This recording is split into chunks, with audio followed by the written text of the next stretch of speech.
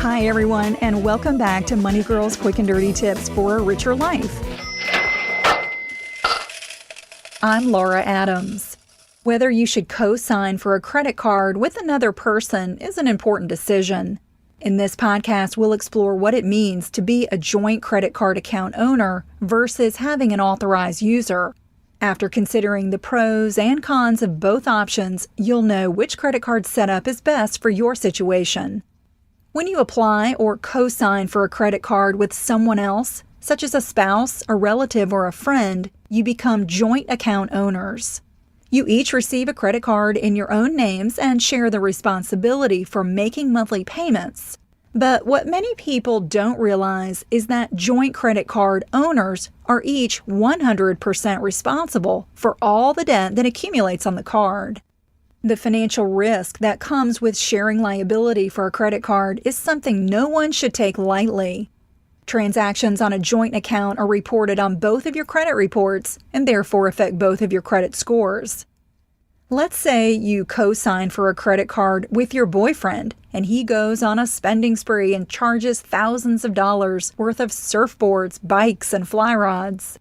Even if you're in the dark about those toys or never use them, if your name is on the account and you break up, guess what? Yup, you'll be expected to pay for all of his credit card charges if he mysteriously disappears. If you don't make payments on a credit card account that's in your name, it'll be a huge black mark on your credit report and you'll see your credit score plummet. Talk about a bad romance. However, there are benefits to having a joint credit card if you have poor credit and can't get approved for your own credit card. If someone with stellar credit is willing to co-sign an account with you, you'll probably ride their creditworthy coattails and get the card. When you both use the card responsibly, by never overspending and always making payments on time each month, both of your credit scores can increase. This is a great strategy to start building credit if you're under 21 or are just starting out on your own. A parent can co-sign for a card with their child, for instance, but as I mentioned, when either party abuses a joint credit card, it negatively affects both account owners. Another way to share a card without sharing in the liability is to add one or multiple people to your account as an authorized user. Being an authorized user allows them to have a card in their name with no legal responsibility for the debt. When you're the primary cardholder, you're the only person who's responsible for the debt and for making monthly payments. Why on earth would you want to add someone as an authorized user when you don't feel comfortable sharing a joint credit card account? I'll explain more in a bit, but the quick and dirty answer is that this is a common arrangement for parents and their children. Here are 3 potentially dangerous issues to consider before adding an authorized user to your credit card. Number 1, since an authorized user can use your credit card without any liability for the debt, he or she could spend like there's no tomorrow and leave you with a massive bill. Number 2, if an authorized user maxes out your credit limit, that could negatively affect your credit and cause your credit score to decrease. And 3, an authorized user might not be careful to protect your identity. For instance, they could share your credit card account number too freely or use it on dubious websites. Even though having an authorized user on your credit card comes with risks, as the primary cardholder, you're in complete control of the account. A nifty feature of most credit cards is that you can assign a credit limit for an authorized user that's less than your own.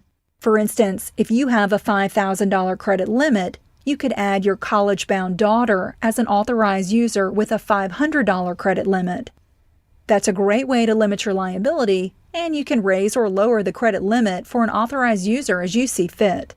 If they don't follow your rules for using the card, you can simply drop them from the account at any time.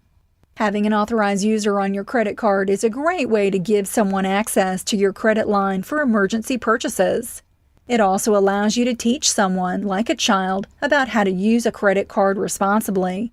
You'll be able to see when, where, and how much they spend on the monthly statement or by viewing the transactions online. If the card is managed responsibly, you may be able to help an authorized user establish a good credit history. However, being an authorized user doesn't always give you the opportunity to build up your credit. It depends on these factors: whether the credit card company reports account information to the credit bureaus in the name of authorized users, whether the credit scoring model factors in payment history for authorized users, and whether the primary cardholder has a good payment history. Here's the deal. Some credit card companies report transactions to the credit bureaus for both the primary cardholder and authorized users. That might be great if the primary cardholder is financially responsible, because their good payment history would help an authorized user build credit. But if the primary makes late payments or defaults on the debt, that could destroy the credit of an authorized user. To make this issue even more complex, there are different credit scoring models, and some don't count information for authorized users in calculating their credit score. For instance, if you're an authorized user and the primary cardholder has a bad payment history, that negative information could show up on your credit report, but might not even be included in the formula that calculates your credit score.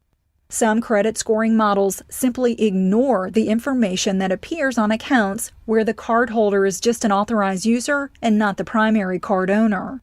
Therefore, in some cases, neither the good nor the bad behavior of a primary cardholder would raise or lower the credit score of an authorized user. You can't control what happens with credit scoring models, but you can choose a credit card that reports payment history for authorized users if building credit is your goal. I want to invite you to visit the Money Girl Facebook page by going to facebook.com and doing a search for Money Girl. You can also keep up with me on Twitter at twitter.com/Laura Adams. And for extra tips, I encourage you to sign up for the weekly Money Girl email newsletter. When you go to the Money Girl section at quickanddirtytips.com, you'll see the word subscribe on the top right-hand side of the page. And while you're at quickanddirtytips.com, be sure to subscribe to the Modern Manners Guy podcast. Kenny Herzog is the new host, and he'll tell you things you really want to know, like how much to tip your hairdresser, or if it's okay to break up with someone over email. Send your etiquette questions to manners@quickanddirtytips.com. I'm glad you're listening. Cha-ching! That's all for now, courtesy of Money Girl, your guide to a richer life.